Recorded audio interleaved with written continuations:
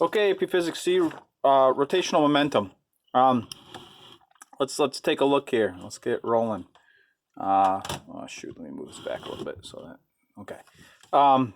Or angular momentum, rotational momentum, angular momentum. So I introduced it a little bit in the previous video conceptually, but let's look at it quantitatively a little bit. Remember, we have two different ways to calculate angular momentum. We have the particle model, where it's just a single particle orbiting in a circle, some velocity, mass, some radius. All right, and the angular momentum of that is mv r sine theta. Sine theta is the angle between v and r, and there are situations where that is not 90. All right, we're going to see a problem later on where we have a plank and a blob of clay moving in a straight line, and the rotational axis is up here. So it turns out that the r vector is changing as the mass moves forward, right? Like this theta is getting bigger. And we'll deal with that later on. Something can move in a straight line, and we can pretend it has angular momentum about some point, in reference to some point, which is kind of interesting. But anyhow, and then we have the rigid body model, which is like a solid object is rotating, and its angular momentum is simply I omega. And remember, these are snapshots in times. These are the magnitudes, okay? These are vector quantities, the angular momentums, right? The direction you get from the right-hand rule. So if it's turning this way, the angular momentum's out of the page. If it's rotating the other way, so if this one, let's say this one was rotating clockwise, its angular momentum, L, would be located down along the rotational axis. And again, that's just a construction that we use to keep track of things when they're different directions of rotation. So the homework, the first three problems on this worksheet I don't love. I really need to go back and remake these. It's just trying to calculate basic angular momentums. Number one is pretty straightforward. L equals mv r, right? So you get 1.5 kilograms times meters squared per second. So this isn't like energy. Let's get that right out of the bat. This isn't like energy where you can like use rotational kinetic energy and linear kinetic energy as the same total kinetic energy. Something's total momentum cannot be, it's not the sum of the linear and the rotational momentum straightforward like that. You have to look at both separately. Like if something's rotating and moving forward, it has angular momentum and linear momentum, but they're separately. All right, they both have to be conserved, but they are separate. The center of mass, angular momentum, center of mass, momentum, mv, has to be conserved, as does the rotational momentum, but they are conserved separately, not together like energy. So that's an important thing to keep in mind. I'm not going to do, I said I would do number 2 in my weekly schedule. I'm not going to do it. You can look it up. That one's annoying because you have to look up the radius of the Earth and the speed of the Earth's surface. The speed of the Earth's surface is about 30,000 meters per second. It always is about that. The radius of the Earth is 6.4 times 10 to the 6. The calculation is pretty straightforward. Number 3 is challenging, and I'll be interested to see if anybody figured this out. This is one I should really break it up differently than this. I should say, you know, I'm going to give you credit for this no matter what you turn in. But anyhow, I should really say the angular speed of the disk after 30 seconds. And 30 seconds is not right. That would assume that it was accelerating at this rate for 30 seconds. And you'll find that the rotation rate, 4 times 10 to the 5th radians per second squared, that's crazy. That's crazy fast, all right? In reality, this thing would get up to speed in a fraction of a second. It really is supposed to be 0.030 seconds, but oh well. Anyhow, so this one's kind of interesting. You have to use net torque to find alpha first. So I'm going to rewrite this question. I'm going to say first, determine the angular acceleration using Newton's second law. All right, torque net equals I alpha. Alpha equals torque net over I. 16 over 1.2, you get 13,000 radians per second squared for the angular acceleration. Then you use the equation of motion. Omega final equals omega initial plus alpha t. Cool. 0 plus 13,000 times 30. You get this crazy huge number that's not real. So now you know omega final. You can figure out the final angular momentum, which is I times omega, the moment of inertia, multiplied by the rotational velocity. You get about 480. So you can take a look at that solution. The one I want to do right now, though, for you is number 4, conservation of angular momentum. All right. So this is pretty straightforward. And I'll talk a little bit about number 5, which I really like. It's a very good problem. You drop a disc on top of another disc. I've seen these questions asked before. And then number 6 is I'm going to do as well probably in a second video. This block of clay hitting a board and it swinging up. How to deal with that problem. That's a very common one, right? So that could be one where they ask you an AP question on, right? You shoot a ball at something hanging and it swings up to a certain angle. You know its mass, determine its moment of inertia. We can figure that out. That'd be a good lab-based question that they could ask you in the AP exam. But anyhow, let's look at number 4 here. Conservation of angular momentum. L before equals L after.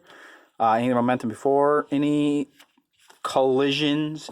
Collisions are a little bit different here. Really what happens is if you have a system, right, and it's all rotating, and an internal force acts on that system, or a torque acts on that system from another object, then it acts internally on that system, which is what the next problem is about. Then there must be conservation of angular momentum. So this first example is the old spinning skater, spinning in a chair, right?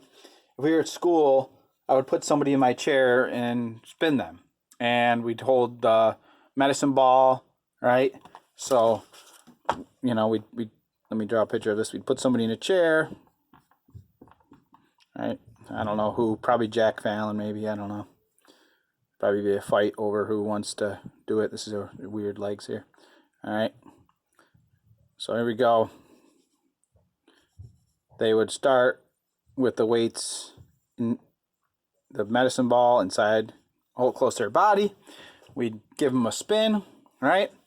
And then they'd lift the medicine ball out as far as they can as they were spinning, right? And what happens is their body wants to go, so their rotation rate slows down. And then when they bring their arms back in, they speed up.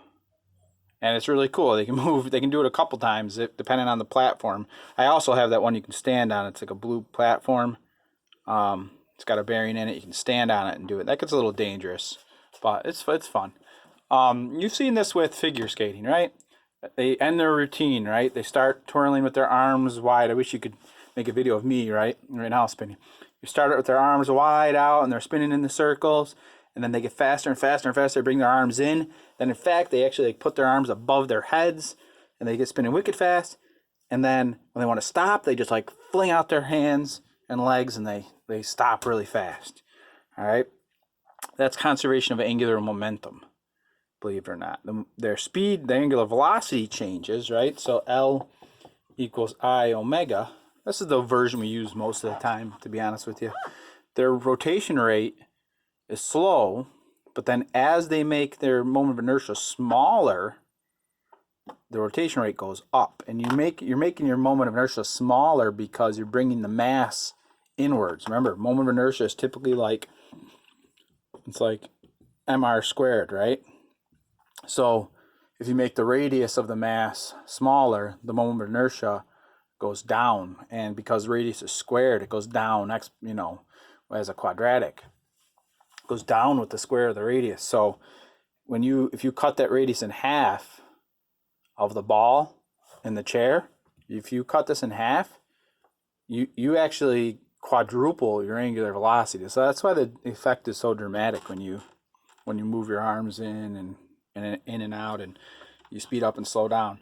Lots of times, though, there's a frictional force acting on the rotation. That's an external force to the system. The system here is the man or the student, the chair, and the ball, right? The friction is coming from outside. That robs momentum from the system, right? So if there's an outside torque acting on the system, angular momentum is not conserved. That means there's an unbalanced torque. It's all Newton's second law. It really is. But anyhow, so we look at this problem from a quantitative perspective. It's pretty easy. So man stands on a platform that is rotating without friction. Angular velocity initial, omega before, I'll call it omega 1, is 1.2 revolutions per second. Oh, Harmon, why do you give revolutions per second? That's terrible. Remember, guys, revolutions per, at least I can give you revolutions per minute, right? 2 pi radians per revolution. Revolutions cancel. You get 7.5 radians per second when you plug it in your calculator. Omega final, or omega 2, is what we're looking for, the velocity they achieve. The initial moment of inertia, it's determined experimentally to be 6.0 kilograms times meter squared. I don't have a good conceptual understanding or way to how much is 6 kilograms times meter squared. Is that a lot of rotational mass? Well, 6 kilograms distributed times 1 meter, I don't know. Anyway, when he moves the weights in, his moment of inertia is cut to almost half, less than half, actually. All right. So we just set it up L before.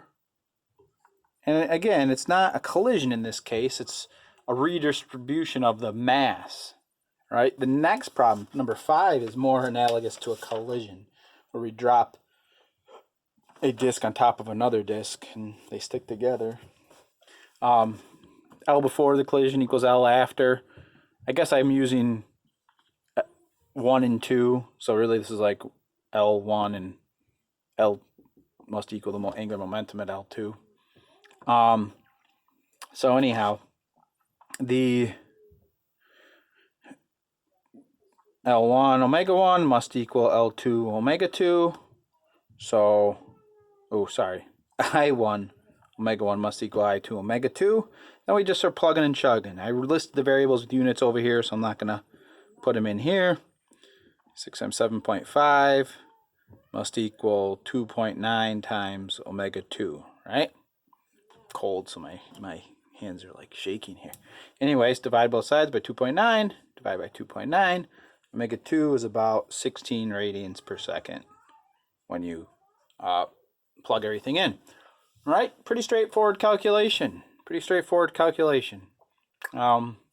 Just like same concepts as conservation of momentum. Now, I should probably make note of the direction here, counterclockwise, clockwise, and so on, but that'll come into play more on question 5. All right. Oh, I gave you RPMs there too, 32 RPMs. You know what? Just plug it in your phone and get it, right? 32 rotations per minute. 64 rotations. So once you get to 32, just double it, and that's the 64. So this case, you have a disc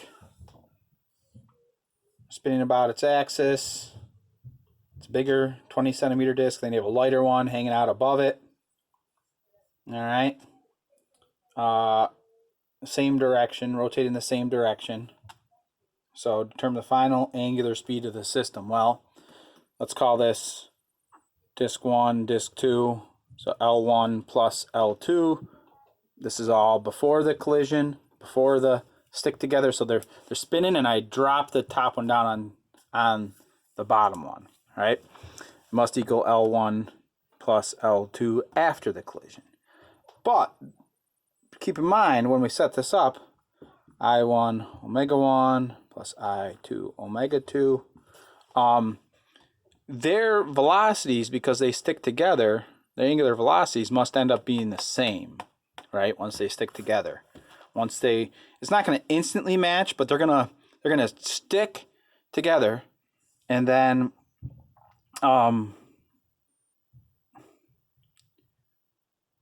rotate together. I guess I didn't clearly state that in the problem, but hopefully you're watching this video.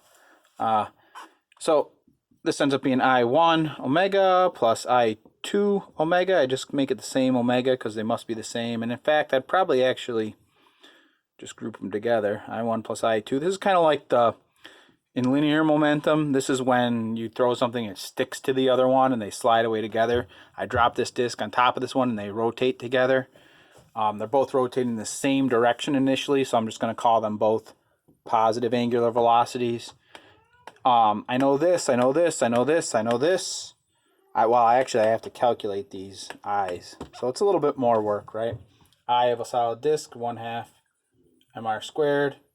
So get I1, m1 r1, I2 equals 1/2 m2 r2. All right, so get those moments of inertia. You know the omegas. You're gonna have to calculate those as well. Just use your calculator. Just use your phone to convert those. Do unit conversion. Part B asks us if 2 kilograms rotating in the opposite direction, what would the final angular velocity of the system be? So this is interesting. If you drop, if you say the angular 2 now is rotating that way, so go ahead and make this momentum negative. Drop, they stick. Now what's the final? Well, this is like the part A is like you have a car moving forward, you have another car come up behind it, they hit together and they stick. Part B is a head-on collision, right? They're heading opposite directions.